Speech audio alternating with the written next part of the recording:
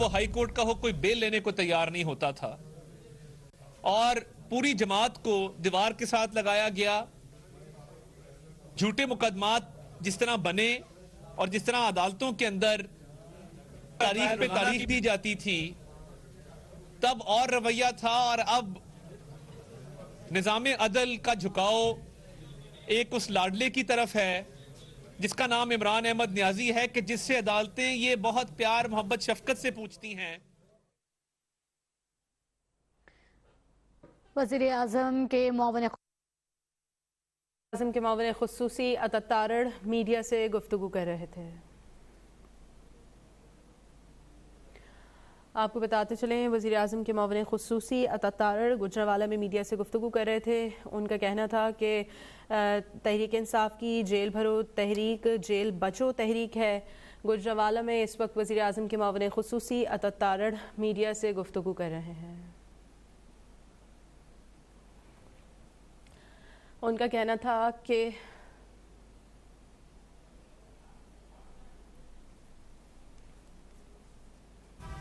دو جج صاحبان اپنا ذہن بتا چکے غلام محمود ڈوگر کے ٹرانسفر کے کیس میں. وہ اس بات کا اظہار کر چکے کہ الیکشن سے اور الیکشن کی تاریخ سے متعلق وہ کیس سننا چاہتے ہیں، اور اس بنیاد پہ سو موٹو لیا گیا. تو ان دو جج صاحبان کا اس بینچ میں شامل ہونے کی کیا منطق ہے؟ کیا یہ عدل کے اصولوں کے خلاف نہیں ہے؟ کیا یہ فیئر پلے کے اصولوں کے خلاف نہیں ہے کہ دو جج صاحبان جو ایک ذہن رکھتے ہیں وہ بھی اس بینچ میں شامل ہو؟ ہم نے یہ تحریری اعتراض جمع کرایا ہے کہ ان دو جج صاحبان کو اس بینچ میں شامل نہیں ہونا چاہیے. ان میں سے ایک جج صاحب آلریڈی مندو خیل صاحب اس پہ بات کر چکے. اعجاز الحسن صاحب پناما کی بینچ میں بھی موجود تھے، پناما کے سپروائزری جج بھی تھے. میاں نواز شریف کو جو پارٹی کی صدارت سے ہٹایا گیا اس بینچ میں بھی شامل تھے. تو ہم یہ اعتراض کرنے میں حق بجانب ہیں کہ ان کو اس بینچ میں شامل نہیں ہونا چاہیے. دوسرے جج صاحب جن کی آڈیو آئی ہے اس وقت گوجرانوالہ میں وزیر اعظم کے معاون خصوصی عطا تارڑ میڈیا سے گفتگو کر رہے ہیں. ان کا کہنا تھا کہ قانون سب کے لیے برابر ہونا چاہیے. انہوں نے کہا کہ نواز شریف کو بیٹے سے تنخواہ نہ لینے پر نکالا گیا جبکہ ہماری قیادت کے خلاف جھوٹے مقدمات بنائے جا رہے ہیں. گوجرانوالہ میں وزیر اعظم کے معاون خصوصی عطا تارڑ میڈیا سے گفتگو کر رہے ہیں. ان کا کہنا ہے کہ قانون سب کے لیے برابر ہونا چاہیے اور نواز شریف کو بیٹے سے تنخواہ نہ لینے پر نکال دیا گیا تھا، اور انہوں نے کہا کہ ہماری قیادت کے خلاف جھوٹے مقدمات بنائے گئے ہیں. وزیر اعظم کے معاون خصوصی عطا تارڑ اس وقت گوجرانوالہ میں میڈیا سے بات چیت کر رہے ہیں. انہوں نے کہا کہ قانون سب کے لیے برابر ہونا چاہیے. انہوں نے یہ بھی کہا کہ ہماری قیادت کے خلاف جھوٹے مقدمات بنائے گئے، نواز شریف کو بیٹے سے تنخواہ نہ لینے پر نکالا گیا.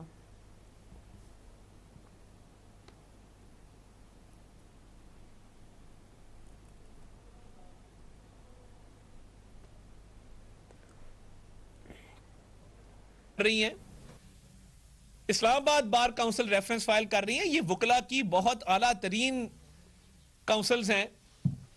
کیا ان ریفرنسز کو سپریم جوڈیشل کاؤنسل میں سماعت کے لیے مقرر نہیں کیا جائے گا؟ کیا وہی ہوگا جو لاڈلے خان کے ساتھ ہو رہا ہے؟ جب مریم نواز شریف صاحبہ کہتی ہیں کہ ہمیں ایماندار جج چاہیے، عمراندار ججز نہیں چاہیے، تو یہ عمرانداری کا ہی ثبوت ہے، یہ ایمانداری کا ثبوت تو نہیں ہے کہ اس کو ہر سہولت میسر ہو. لاہور ہائی کورٹ میں فورن فنڈنگ میں وہ سٹے لے لے، سائفر کیس میں وہ سٹے لے لے. وہ ایک گرال صاحب ہیں بڑے باسد احترام، وہ گجرات سے ان کا تعلق ہے، ہر کیس میں سٹے دے دیتے ہیں. مسلم لیگ نون کو تو سٹے نہیں ملتے تھے. بختر بند گاڑیوں میں شہباز شریف صاحب کو لایا جاتا تھا بند کر کے. وہ اس کی گاڑی ہائی کورٹ کے احاطے میں وہ اترا ہے، جج صاحب کے کمرے کے باہر اترا ہے اپنی گاڑی سے. ہمیں بختر بند گاڑیوں میں بند کر کے لایا جاتا تھا، کہا جاتا تھا اس کا اے سی اتار دو، اس کا پنکھا بند کر دو، اس کا ہیٹر بند کر دو، گھر کا کھانا بند کر دو. جیلوں تک میں یہ ظلم زیادتیاں کی جاتی تھیں.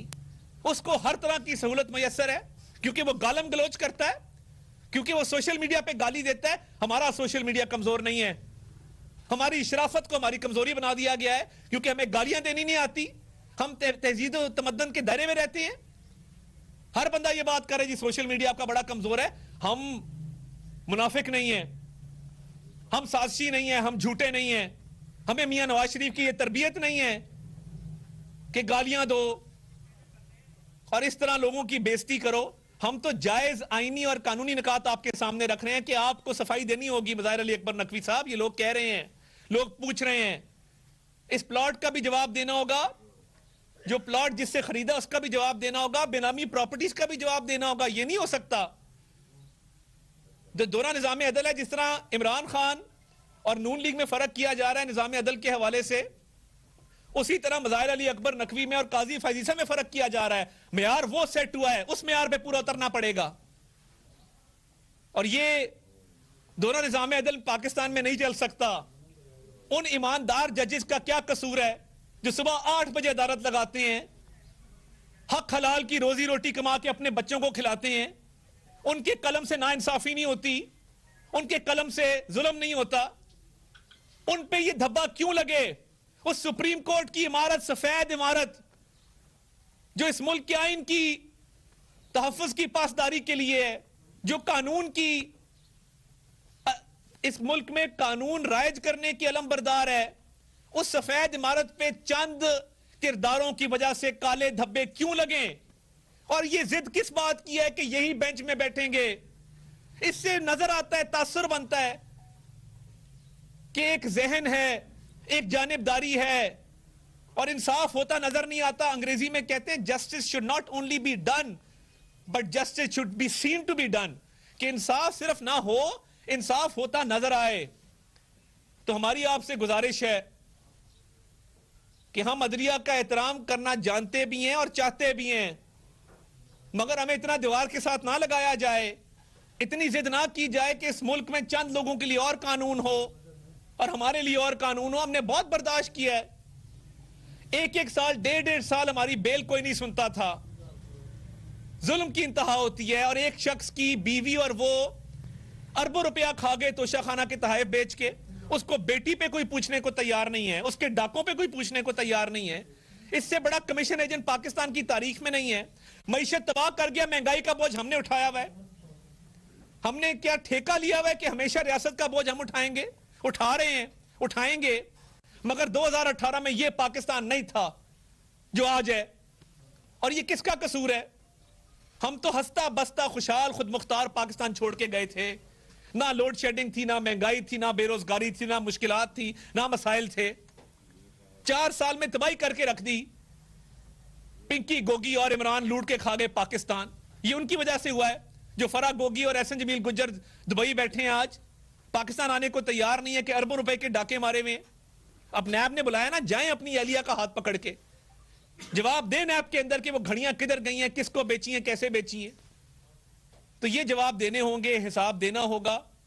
اور دورے نظام عدل پہ ہمارا اعتراض بھی ہے, اور ہم چاہتے ہیں کہ اس ملک میں نظام عدل صرف ایک ہو, قانون سب کے لیے برابر ہو, اور رول آف لا ہو, قانون کی نظروں میں سب برابر ہو. تو یہ بینچ فکسنگ اور بینچ کی ضد اور چند جج صاحبان کے لیے اور معیار اور چند کے لیے اور گجرانوالہ میں وزیر اعظم کے معاون خصوصی عطا تارڑ میڈیا سے گفتگو کر رہے تھے. ان کا کہنا تھا کہ قانون سب کے لیے برابر ہونا چاہیے. ہماری قیادت کے خلاف جھوٹے مقدمات بنائے گئے. انہوں نے کہا کہ نظام انصاف کے سامنے کوئی لاڈلا نہیں ہونا چاہیے. عمران خان کو ہر سہولت میسر ہے. انہوں نے کہا کہ مسلم لیگ نون کو کوئی اسٹے نہیں ملتے تھے. ہماری شرافت کو ہماری کمزوری بنا دیا گیا ہے. انہوں نے کہا کہ ہم نے جائز آئینی قانونی نکات آپ کے سامنے رکھ دیے ہیں. دوہرا نظام عدل پاکستان میں نہیں چل سکتا.